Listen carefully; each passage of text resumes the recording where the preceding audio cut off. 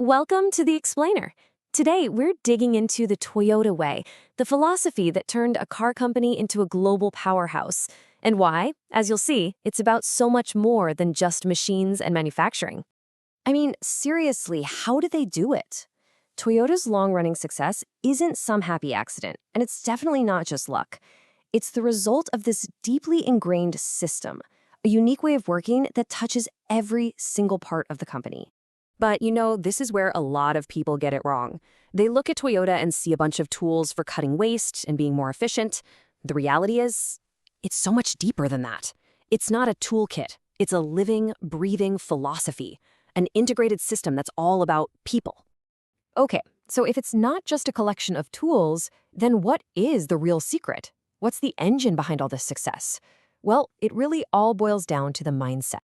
The answer isn't in what Toyota does, but in how its people are trained to think. The true engine of the whole company isn't the physical assembly line. It's a disciplined, repeatable way of looking at and solving problems.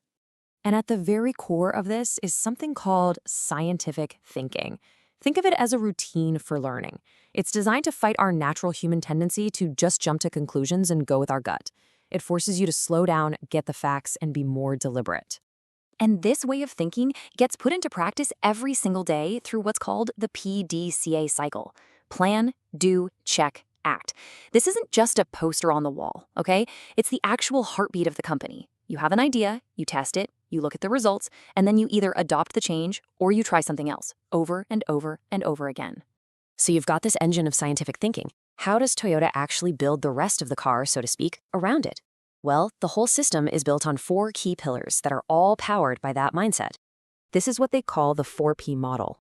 Everything is organized around philosophy, process, people, and partners, and finally, problem solving. And the key thing to get here is that these are not separate items on a checklist. They're all completely woven together. You really can't have one without all the others. So the first pillar, the foundation of everything, is philosophy. This means every single decision is looked at through a long-term lens. It's about creating value for society, not just chasing the next quarterly profit report. It's about playing the long game. Second, you have process. And here's where it gets really interesting. The goal is to create this super smooth, continuous flow of work. But the purpose isn't just to be efficient. The process is specifically designed to make problems visible, to make them scream at you the very second they happen. Third, we have people and partners, and this one is absolutely crucial. The whole system is built on a deep, genuine respect for people. It's about investing in your team, developing them, and also challenging your partners, like your suppliers, to grow and get better right along with you. It's a team sport. And that brings us to number 4, problem solving. This isn't a task for some special team in a back room. At Toyota, solving problems is literally everyone's job, every single day. This creates what's known as a true learning organization, one that's constantly reflecting and improving, a process they famously call Kaizen. All right, let's dive a little deeper into that whole process idea, because this is where it gets really counterintuitive for a lot of us. Toyota actually welcomes trouble. Yeah, you heard that right. I mean, think about most companies, right? They're packed with buffers, safety nets everywhere. You've got extra inventory just in case, extra time baked into schedules, maybe even extra people. All of these things are designed to hide problems or absorb them so that things keep moving smoothly. Toyota comes in and does the exact opposite. They systematically and very deliberately start removing all those safety nets. Their goal is to make the process so lean and interconnected that any problem, no matter how small, becomes completely impossible to ignore. And here's the crucial point. They do this on purpose. They intentionally create what looks like a fragile system. It sounds crazy, I know, but that fragility is what forces everyone to pay constant attention and to fix things immediately, just to keep the line running. It's this amazing paradox. They build strength through vulnerability. Now, a system that intense and fragile, it would just completely fall apart, right? Well, it would if it weren't for the next piece of the puzzle, which is maybe the most important one.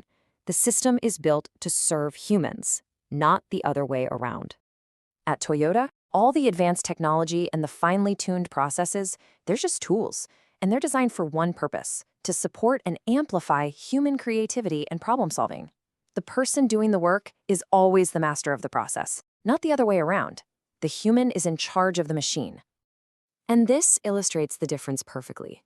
You know the traditional corporate structure, right? It's a pyramid. The leaders are at the top, handing down commands. Well, Toyota flips that whole thing on its head. Leaders are at the bottom. Their job is to support, to coach, and to empower the frontline workers, the people who are actually closest to the work and closest to the problems. What this means is that being a leader at Toyota isn't about having all the answers or giving orders. It's about teaching. Leaders are almost always developed from within the company, so they have to understand the work deeply. They have to live the philosophy. And their number one job is to develop other people. So what's the big takeaway here? I mean, this system was developed for making cars decades ago. What does it have to do with us today in our fast-paced digital world?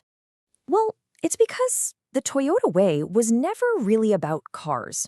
It's a blueprint for building a culture of adaptation, of resilience, a culture that is designed from the ground up to learn. That incredible focus on scientific thinking, on always improving, and on that deep respect for people, that provides a powerful model for any organization trying to succeed today. It's how you achieve excellence that lasts, no matter how complex or unpredictable your world gets. And that really leaves us with a provocative question to ask ourselves. Think about your own team or your company. Is it truly built to learn and adapt? Or is it just built to execute a fixed plan over and over? The answer? Well, it might just tell you everything you need to know about its future.